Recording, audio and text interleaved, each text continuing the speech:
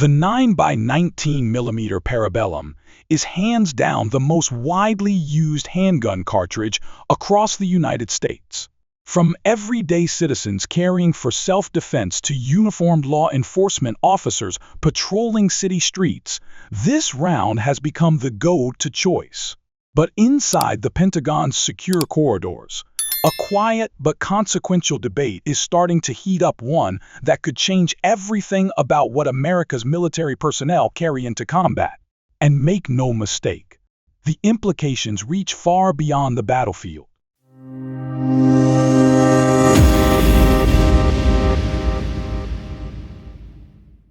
From 45 to 9mm, the journey so far. To understand why this conversation matters, we've got to rewind to the early 1980s. Back then, under President Reagan, the military decided to move away from the iconic .45 automatic Colt pistol, better known as the M1911, and switch to the Beretta M, 9-chambered in 9mm. This shift wasn't made on a whim. There were good reasons behind it, aligning with NATO allies, carrying almost double the ammunition per magazine, 15 rounds instead of 7 or 8, and offering a lighter, recoiling cartridge that made training new recruits more efficient and less expensive. At the time, that decision made perfect sense. The thinking was that a fast-moving, smaller projectile would be more than capable of stopping a Soviet soldier. And for a long time, it seemed to work just fine. But the nature of modern warfare has evolved.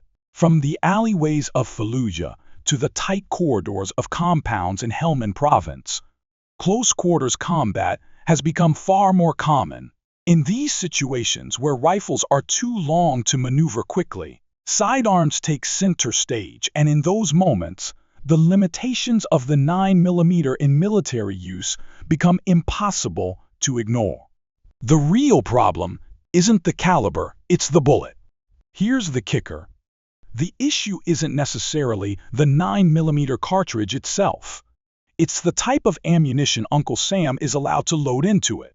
Thanks to the Hague Convention of 1899, militaries engaged in international warfare are prohibited from using projectiles that expand or deform on impact, basically outlawing hollow points and soft. That leaves soldiers stuck with full metal jacket or ball ammo, the same kind of rounds we'd normally run at the range for target practice. And in a fight, those rounds behave more like an ice pick than a fight stopper. They zip through soft tissue with minimal disruption, often punching straight through without delivering enough energy to put a hostile down immediately.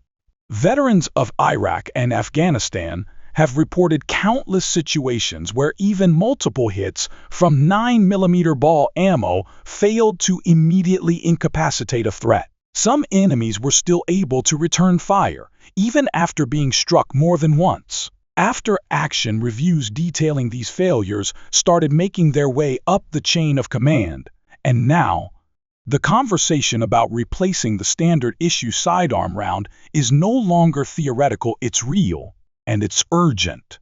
Military versus civilian and police. A tale of two ammunition standards. The U.S. military might be shackled by the outdated restrictions of international law, but that's not the case for American law enforcement. Police departments and federal agencies have long had the freedom to choose ammunition that actually works in real-world shootouts. The Federal Bureau of Investigation learned that lesson the hard way back in the Miami shootout of 1986, where both .38 special and 9mm rounds failed to stop the threat quickly enough. That deadly encounter kicked off a quest for more stopping power. First came the adoption of the 10mm auto, praised for its power but criticized for its snappy recoil and overpenetration. That led to the creation of the .40 Smith & Wesson, a middle ground round that became standard issue for more than 20 years. But thanks to major advancements in bullet design, especially bonded hollow points from companies like Federal and Hornady, the 9mm made a big comeback. Modern defensive loads in 9mm deliver excellent terminal performance while producing less recoil and offering higher magazine capacity. Agents could shoot faster, more accurately, and carry more ammunition on their belts. Ironically, this technological leap forward in civilian and police gear has left the military behind. While law enforcement carries ammo that actually works under pressure, soldiers are still issued full metal jacket rounds with outdated performance. Enough is enough. The military wants results. Recently, commanders in the field, particularly from United States Special Operations Command, have been ringing the alarm bell. Their reports say the same thing. Hits are not the problem, stopping threats is. Whether it's a hostile wearing low-grade armor or someone high on adrenaline, many adversaries are still able to fight even after taking multiple hits from 9mm full metal jacket rounds. In some cases, that delay has meant the difference between life and death. Enemies have had time to set off explosive vests or return fire with a full magazine from a Kalashnikov. That harsh reality has pushed decision-makers to reevaluate their options. As of now, 4 paths are on the table. Option 1.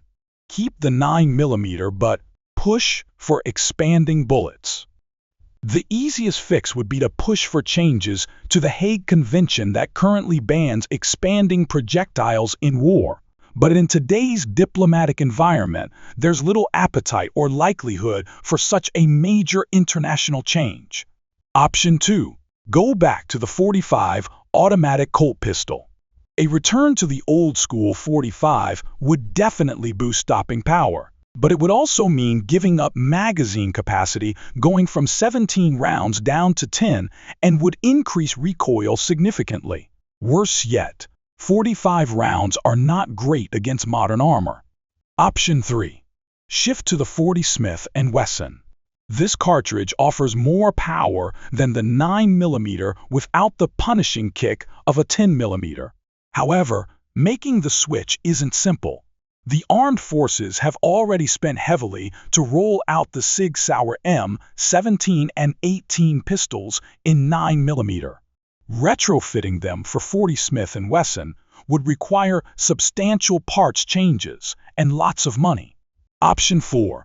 Move to entirely new cartridge. Some are eyeing boutique rounds, like the 5.7 by 28mm or the hard-hitting 7.5 FK. These rounds offer high velocity, flat trajectories, and excellent armor penetration, ideal for special ops. The downside? They're expensive, rare, and would force a total redesign of the military's entire supply system. The civilian consequences. Why this military shift matters to gun owners. Any change in the military's standard handgun caliber is not just a matter of national defense, it has a ripple effect that reaches into every civilian gun safe across the country. One of the biggest reasons? The Lake City Army Ammunition Plant. This massive facility is responsible for producing a huge portion of the military's small arms ammo, and when the military doesn't need it, that surplus gets funneled into the civilian market. In fact, about 1/3 of the 9mm ammunition bought in the United States is made on the same equipment that supplies the military. So, if the Department of Defense switches over to a new cartridge, Lake City will retool its lines to match. That shift would immediately choke the civilian supply of 9mm, causing prices to surge overnight. With panic buying likely to follow, the round that's been America's go-to pistol caliber could suddenly become hard to find and ridiculously expensive. But the impact wouldn't stop at ammo. The entire support ecosystem built around the 9mm platform, everything from aftermarket slides and threaded barrels to holsters and suppressors would be hit hard. Gear designed around 9mm pistols would sit unsold, while manufacturers would scramble to catch up with whatever new cartridge gets adopted. Concealed carry trainers would have to revise their entire approach. And first-time gun owners, many of whom chose the 9mm for its low recoil and affordability, would be left in the lurch. The road ahead.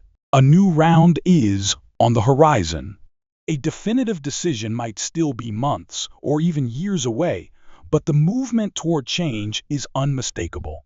Special Operations Command has already begun testing other calibers, and recent reforms give the Pentagon more flexibility to fast-track acquisitions when there's an urgent operational gap.